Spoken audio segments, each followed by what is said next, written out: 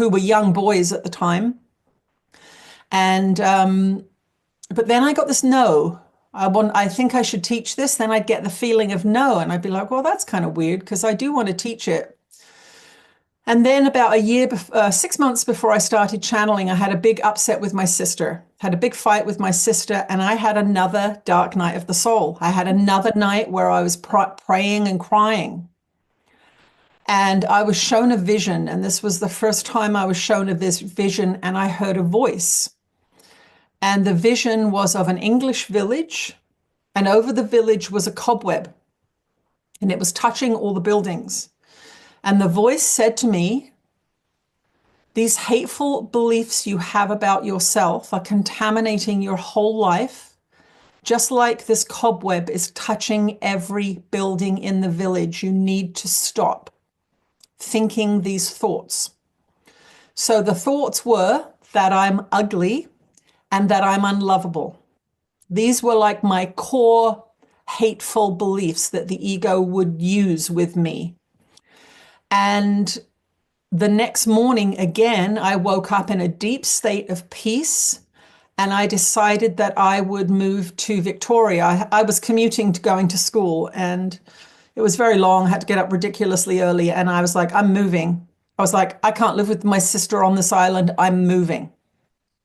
So I moved, and there was a whole bunch of synchronicities. But during that 6 months before the channeling started, I prayed 100 times a day. I'm not exaggerating here.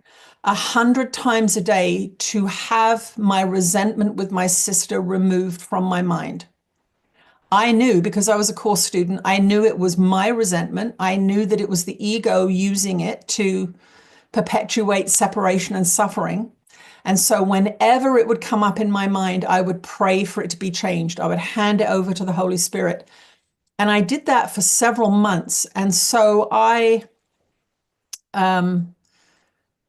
it became my obsession, if you will, to reach a state of peace. It would have been no different if I'd been in an ashram or some kind of nunnery. I was praying. I was walking to school praying. I was all the time praying to have my mind at peace.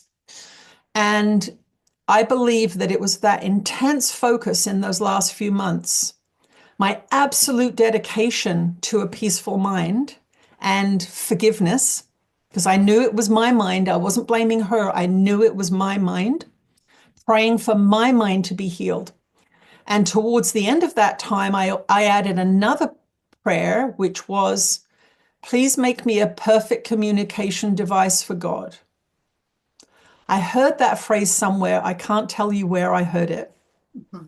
Oh, no, I know. It was in the course. It talks about the body being a communication device. So I started to say that prayer, please make me a perfect communication device for God. And I think it's a combination of the 12 years, the intense practice, the focused prayer, all of those things. I was completely surrendered to the course coming through me, if you want to look at it that way. And so one day, most people say all hell broke loose, but all heaven broke loose. And I had a Kundalini awakening, and that was a month of being in ecstasy.